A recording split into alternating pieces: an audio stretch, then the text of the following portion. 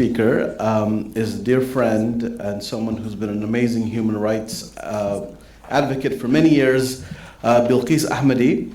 Belquis is a human rights lawyer, freelance consultant, and former senior program officer at USIP, which no longer exists in this town, but hopefully will come back at some point. And Belquis will talk about the way forward, human rights and governance in a Taliban-controlled Afghanistan.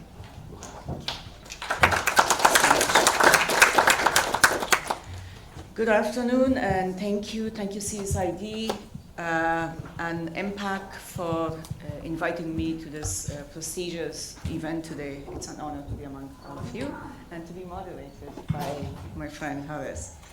I'm going to talk about the situation in Afghanistan, and that is that it has been 5 years since the Taliban returned to power in Afghanistan.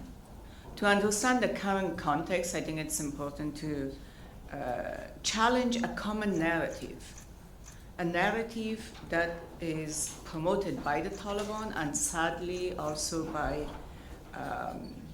voices in the West, the Middle East, the Gulf, and some neighboring countries, which is that democracy and human rights, especially women's rights, are recent foreign concepts imposed on Afghan society after 9/11. This claim is misleading.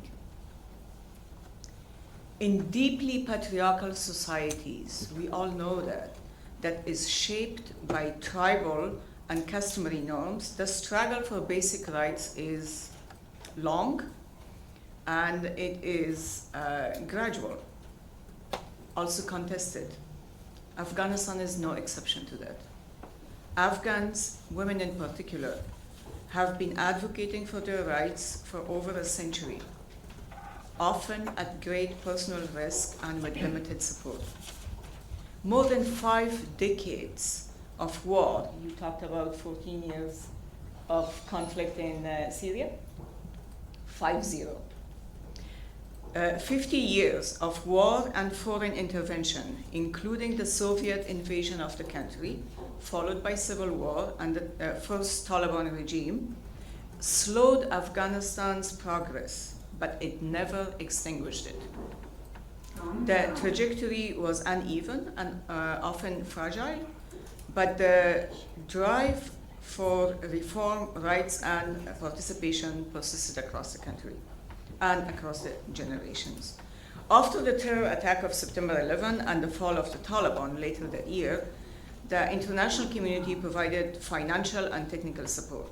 But it was Afghans themselves who carried the weight of rebuilding and working to restore institutions, develop laws, and reimagine the future of their country. Women were at the center of this progress. They served as cabinet members, as lawyers, judges, prosecutors, as journalists, as entrepreneurs, and as political leaders. So now, what has happened now, I'm going to focus on the Taliban's governance structure just for a minute or two. The Taliban's governance system is highly centralized and based on their leaders' interpretation of Islamic law. At the top of this system is the self-appointed Amir al-Mu'mineen, the leader of the believers, Sheikh Haibatullah Akhundzada. Akhundzada holds ultimate authority over political, military, social, and religious affairs. His decisions are treated as final and are framed as religious authority. While the Taliban leadership has succeeded in consolidating power and holding full control over the country, his policies, or their policies, have deepened Afghanistan's economic fragility, dependence on humanitarian aid, and extreme poverty and widespread unemployment. In all government agencies, decision-making and management positions are reserved for mullahs and Taliban members, particularly former fighters, those who took part in the so-called jihad against the West, mainly the US. The Constitution and all other laws, institutions, and mechanisms that were put in place to protect citizens' rights have been dismantled. Under the new legal framework, I would like to get your attention here, society is distinguished between the free and the enslaved. It's in the law. Within the free population, individuals are further divided into 4 categories. At the top is the religious authorities, followed by the second tier, Taliban officials, and the middle class, or business owners and traders, and at the lower level is the lower class. Punishment for ta'zir, or discretionary offenses, vary significantly across these categories. Religious authorities and Taliban officials are exempt from such punishments, while individuals classified as middle class may face flogging for the same offenses. Those in the lower class are flogged and imprisoned. Now on the human rights situation. Since returning to power, the Taliban have implemented a comprehensive system of gender-based restrictions that governs every aspect of a woman's life. What she wears, what color she wears or doesn't wear, her education, employment, mobility, public participation, which doesn't exist, and access to justice, health, and humanitarian services. It's all decided by the mullahs and by the Taliban. These restrictions and institutional discriminations are introduced through edicts and directives. So far, for those of you who know me, I have been religiously documenting Taliban's policies that has to do with infringing human rights. And if any of you are interested, please see me so I can include you in my mail list. So far, they have issued 258 edicts and directives that infringe on human rights, one way or another. Of this 258, 164 specifically targets women and girls under the pretext of Islam and cultural tradition. To understand the depth and impact of the Taliban's governance and the extent of violations of citizens' rights, you don't have to go through all the 200 plus edicts. Just take a look at the 3 recently issued laws or edicts. One is the law on the promotion of virtue and prevention of vice. The second is the regulation of criminal procedure for courts. And the third one, which has attracted a lot of attention and debate on social media, is the spousal separation law or family law. So let me give you a flavor of what's in these laws. The law on the promotion of virtue and prevention of vice imposes extensive restrictions on personal freedoms, particularly for women. In addition to mandatory head-to-toe, including face cover, and being accompanied by a mahram, it classifies a woman's voice as awra, something that has to be concealed in public. Women are not even allowed to recite the Quran and for her voice to be heard in public. Beyond restrictions imposed on women and girls, the policies also prohibit long-standing cultural and social practices. For example, celebrations such as Nowruz or New Year, which had been observed for centuries, as well as Mother's Day, Teacher's Day, Children's Day or Child Day, they are all banned under the Taliban. Textbooks authored by women are prohibited in schools and universities.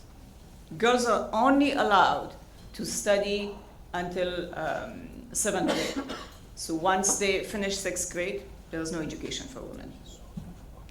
Even women are not allowed to study midwifery or nursing. 5 years has passed that Afghanistan has not produced any professional woman. Religious minorities are harassed, intimidated, and discriminated against. It doesn't stop there. Shias and Ismailis are forced to convert to Sunni sect of Islam. Under their penal code, the next law, domestic violence resulting in injuries to a wife's face or even bone fractures is punished by only 15 days of imprisonment. So if the injuries are not visible by naked eye, that is not punishable. So a man who beats his wife and fractures his arm or leg gets 15 days in prison, while someone harming an animal gets 5 months in prison. In addition, if a married woman, this is the third law, visits her family without her husband's consent, the woman is in prison for 3 months, and her own family, for not bringing her back to her husband, is also punished. Okay, moving forward. The real question is not whether there is a perfect path forward. There isn't. The question is whether there is enough political will within the region and beyond to hold the Taliban accountable and to stop legitimizing Taliban, and instead pursue an imperfect but necessary path that centers the Afghan people, especially women, in shaping their country. The Taliban have now had ample time, 5 years is a lot of time, to demonstrate a willingness to reform their policies and improve their conduct.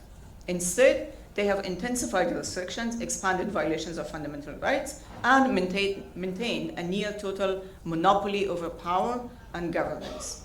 This raises difficult but urgent question for governments in Muslim majority countries.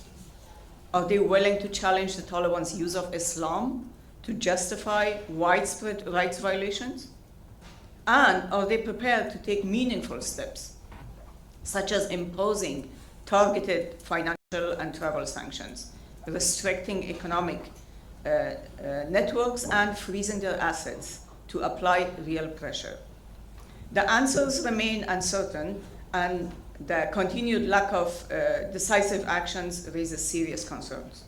I call on member states of the Organization of Islamic Cooperation to urgently activate the International Islamic Court of Justice. This was established in 1985, but it has not been operationalized.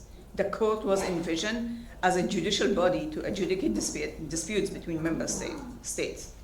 So the role of Islamic countries is especially critical in this context. With 57 member states, the OIC has both the legitimacy and responsibility to frame issues such as women's rights, not as external Western impositions, but as values deeply rooted in Islamic principles of dignity, justice, and equality. To close, turning a blind eye to the Taliban's abuse of religion to justify their draconian policies only deepens impunity. Sooner or later, it risks emboldening violent extremist groups to follow the Taliban's examples by seeking power by force and imposing control through force. What happens in Afghanistan does not stay in Afghanistan and within its borders. Its consequences reverberates across the region and beyond. Thank you.